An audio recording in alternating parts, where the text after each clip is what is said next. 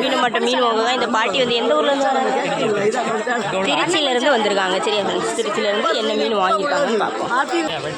வெட்டு வேண்டாம். ரெண்டு வாழை, ஒரு வாழை 300 ரூபாய்ச்சி கொடுத்தேன். அவங்க அப்படி வேண்டாம், 200 ரூபாய்ச்சி 2 வாழை.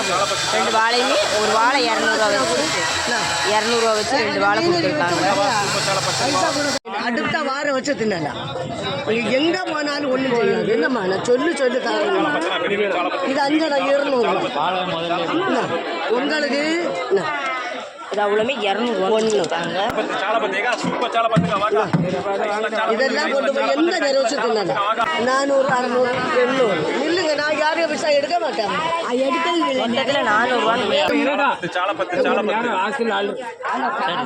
இது 200 ரூபா 3. உங்களை 6 மீன் 200 ரூபா போட்டு. இல்லை நான் அங்கே போகிறது நான் பைசா பார்க்க மாட்டேன்.